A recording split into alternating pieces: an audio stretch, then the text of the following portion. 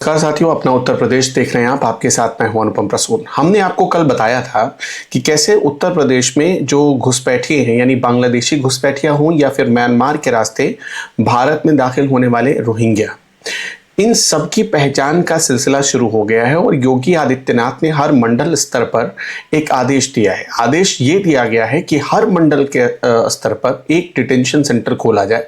और detention centre इसलिए खोला जा रहा है ताकि जो भी अवैध घुसपैठिए उत्तर प्रदेश में रह रहे हैं उनकी पहचान, सबसे पहले तो उनको पकड़ा जाए, फिर उनकी पहचान जैसे ही सरकार के हाथ लगती है उनको फौरन डिटेंशन सेंटर में डाल दिया जाए।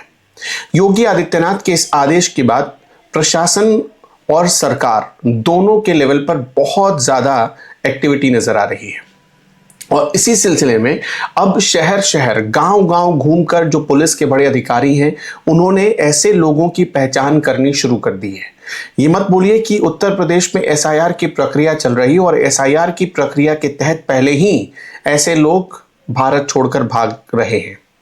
और दिलचस्प यह है कि एसआईआर का विरोध जहां समाजवादी पार्टी, कांग्रेस जैसी पार्टियां कर रही थी, वहीं मायावती ने आकर बीच में ही एसआईआर को अपना समर्थन दे दिया है और यह भी मांग कर दी है चुनाव आयोग से कि एसआईआर के लिए समय कम दिया गया और भी ज्यादा वक्त दिया जाए ताकि बीएलओ और अच्छे से और गहनता से इस पूरे कार्यक्रम को चला सके। और इसके बाद से ही उत्तर प्रदेश में एक तरीके से आप कह सकते हैं कि राजनीतिक माहौल एकदम गर्मा गया है, क्योंकि मायावती ने दबी जुबान से उसी बात का समर्थन किया है जो योगी आदित्यनाथ कहना चाहते थे या कह रहे थे, उनकी सरकार कहना चाहती थी। हालांकि एसआईआर के इशू पर पहले ही योगी आदित्यनाथ ने प्रशासन के लेवल पर बैठक करके और हर जिले के अधिकारियों को यह निर्देश दिया है कि एसआईआर की प्रक्रिया में कोई भी मतलब रत्ती भर भी कोई कमी नहीं रहनी चाहिए। और अब उसके बाद यह भी आदेश दे दिया गया कि जिला प्रशासन के लेवल पर, देखिए एसआईआर की प्रक्रिया भी जिला प्रशासन के लेवल पर ही चल रही है, लेकिन योगी आदित्यनाथ ने, चूंकि एसआईआर की प्रक्रिया चुनाव आयोग का है और जिला प्रशासन या सरकार ये चाहती है कि वो अपने लेवल पर ही फिल्टर करे ऐसे लोगों को जो उत्तर प्रदेश में आकर उत्तर प्रदेश के लोगों के संसाधनों पर अपना हक जता रहे हैं। और ऐसे कई लोगों की पहचान हो चुकी है। इस पूरे एसआईआर के सर्वे के लिए एक तरफ टीम काम कर रही है चुनाव आयोग की, लेकिन अब स्पेशल टीम बनाई जा रही है ऐसे पुलिस अधिकारियों की जो तेज तर्रार हों। और उनका काम क्या होगा, वो बड़े बड़े शहरों में जाकर, खासतौर पर शहरों में जाकर ऐसे लोगों की पहचान करेंगे। अब जैसे खबर ये आ रही कि प्रयागराज और उसके बाद लखनऊ में भी नगर निगम के कचरा प्रबंधक और सफाई काम में लगे मजदूरों का पूरा ब्यौरा एटीएस ने मांगा है। अब इस पूरे मामले में एटीएस को योगी आदित्यनाथ की सरकार ने लगा दी। एटीएस को लगाने का मतलब है कि योगी आदित्यनाथ इस पूरे मतलब ये जो घुसपैठ की समस्या है इसको बहुत गंभीरता से ले रहे हैं। और उन्होंने क्या कहा है, झुग्गी बस्तियों में जाइए, जो सफाई कर्मचारी हैं वो जाइए, जो मेड काम कर रहे हैं उनकी पहचान करिए और ऐसे लोगों की पहचान करने के बाद आप इनके खिलाफ कार्रवाई करिए। उनको सबसे पहले तो पकड़िए, उसके बाद पूछताछ बाद में होगी, पहले इनको डिटेंशन सेंटर में डालिए। ये काम युद्ध स्तर पर इलाहाबाद में चला और इलाहाबाद के बाद अब लखनऊ में चल रहा है। लखनऊ में आप देखेंगे जो पॉश कॉलोनियां हैं वहां के आसपास जहां भी जगह खाली होती है वहां पर कुछ लोग आते हैं, रातों रात बस्तियां बसा देते हैं और फिर वहां रहने लगते हैं। फिर वो धीरे धीरे किसी सोसाइटी में या हाई राइज कॉलोनियों में या बड़ी बड़ी सोसाइटियों में वो घुस जाते हैं। वहां पर मेड का काम करते हैं, वहां पर स्वीपर का काम करते हैं, कोई प्लम्बर का काम करता है, कारपेंटर का काम करता है और इस तरह से ये लोग वहीं बस जाते हैं। लेकिन योगी आदित्यनाथ ने अब ये एटीएस को जिम्मा दे दिया है कि आप इनकी पहचान तो पहले फौरन करिए। और सबसे बड़ी बात कि देखिए, जो काम पश्चिम बंगाल में नहीं हुआ, जो काम त्रिपुरा में नहीं हुआ, जो काम हेमंता बिस्वा शर्मा असम में नहीं कर पाए, वो काम योगी आदित्यनाथ कर रहे हैं। क्या कर रहे हैं, यहां पर सिस्टम अलग लेवल का है। पश्चिम बंगाल, असम, त्रिपुरा, उड़ीसा, गुजरात, दिल्ली, हरियाणा, इन सब जगहों पर भी बांग्लादेशी घुसपैठिए पकड़े गए या अवैध रूप से जो बांग्लादेशी प्रवासी थे या रोहिंग्या थे वो पकड़े गए, उनको डिपोर्ट कर दिया गया। लेकिन यहां योगी आदित्यनाथ का फंडा अलग है। डिपोर्ट तो बाद में करेंगे, पहले जो कानून कहता है कि तुमको 7 साल तक डिटेंशन सेंटर में रखना है, हम पहले वो काम करेंगे।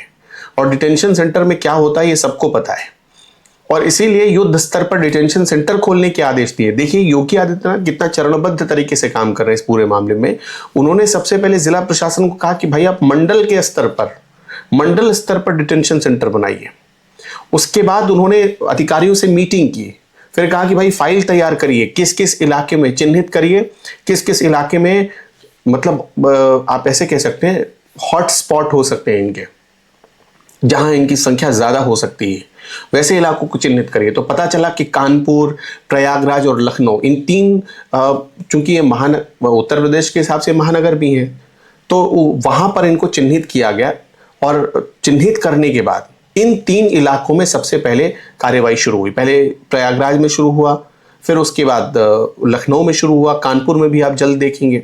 और सबसे ज्यादा क्या, तो कहा यह जा रहा है कि जो कचरा प्रबंधन के काम में लगे हुए लोग हैं उन पर शक है कि ये वो लोग हो सकते हैं। अब इसकी जरूरत उत्तर प्रदेश में क्यों पड़ रही है, ये भी आप समझिए। और इनका नाम, ऐसे लोगों का नाम जब कटता है तो क्यों इसकी तकलीफ अखिलेश यादव को होती है।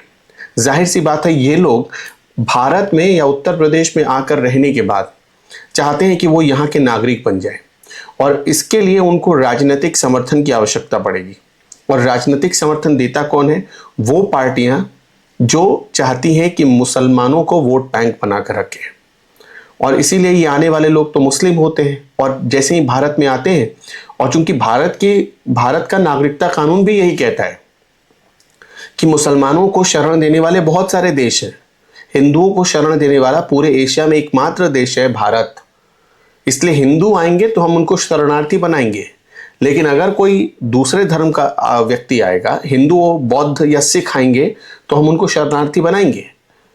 लेकिन अगर कोई दूसरे धर्म का आएगा, यानी मुस्लिम धर्म का आएगा, तो उसको हम शरणार्थी नहीं मानेंगे।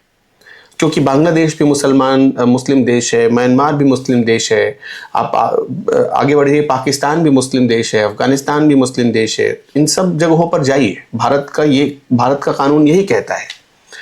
उस हिसाब से अब चूंकि सीएए तो अभी चल नहीं रहा है, अभी तो सिर्फ एसआईआर की प्रक्रिया चल रही है, तब इतने लोग फिल्टर किए जा चुके हैं, इतने लोग पकड़े जा चुके हैं। और अगर इनके पास सब सारे दस्तावेज हैं, अगर ये भारत के नागरिक हैं, तो फिर भाग क्यों रहे हैं? एसआईआर की प्रक्रिया में शामिल होने में इनको समस्या क्या है? तो अब संस्थाओं को लगाकर, मतलब ये समझिए कि जो आतंकवाद रोधी संस्थाएं हैं उनको लगाकर योगी आदित्यनाथ ने अपनी गंभीरता का परिचय दिया है। और उन्होंने सीधा सीधा एक संकेत भी दिया ऐसे लोगों को कि भाई, तुमको हम एक आतंकवादी की तरह ही मानते हैं, आतंकवादी से कम नहीं हो। अब सोचिए कि इन्हीं लोगों के दम पर ना, जो बांग्लादेश में जब पिछली बार शेख हसीना को वहां से खदेड़ा गया और जो बांग्लादेश में हिंसा हुई, तो बांग्लादेश के जो मुस्लिम थे वो कैसे हिंसात्मक बयान दे रहे थे। वो क्या कह रहे थे कि हम बंगाल को मिला लेंगे बांग्लादेश में, त्रिपुरा हमारा है, असम हमारा, इस तरह के बयान आ रहे थे भारत को उकसाने वाले। कई बार तो जानबूझकर भारत का गलत नक्शा तक पेश कर दिया जाता है। बांग्लादेश के केयरटेकर प्राइम मिनिस्टर जो यूनुस है, उनको आपने देखा होगा कि वो चीन जाते हैं तो कहते हैं कि हिंद महासागर का अकेला गार्डियन हम हैं, चीन हमारे साथ हाथ मिला ले। तो इस तरह से बांग्लादेश के कुछ लोगों ने, जो सो कॉल्ड थिंक टैंक है बांग्लादेश की, उन्होंने गुब्बारा बनाने की कोशिश की थी और उस गुब्बारे की हवा निकाल दी है योगी आदित्यनाथ ने। वैसे गुब्बारे की हवा तो बहुत पहले से निकाल रहे थे मोदी जी, लेकिन बड़े लेवल पर अगर कोई हवा निकाल सकता था तो योगी आदित्यनाथ थे, और अब इस बात का परिचय मिलने लगा है। अब हम ऐसी बात क्यों कह रहे हैं, जाते जाते आपको इसका मतलब इसको कंक्लूड कर देते हैं हम। ऐसी बात इसलिए कह रहे हैं कि देखिए, गुजरात में हजारों हजार हेक्टेयर की जमीन जहां इन लोगों ने कब्जा कर लिया था, पूरा मैंग्रोव जो वन था उसको इन लोगों ने खराब कर दिया था। वहां पर जब इनको हटाया गया तो इनको हटाने के दरमियान इनको डिपोर्ट कर दिया गया, किसी को डिटेंशन सेंटर में नहीं डाला गया। सेम असम में रहा, सेम पश्चिम बंगाल में हो रहा है, सेम त्रिपुरा में हो रहा है, जबकि असम, त्रिपुरा, इन सब जगहों पर बीजेपी की सरकार है। सिर्फ पश्चिम बंगाल को छोड़ दीजिए तो गुजरात में भी बीजेपी की सरकार, दिल्ली से भी भगाया गया। दिल्ली में तो हालत ऐसी हो गई, दिल्ली में भी बीजेपी की सरकार है।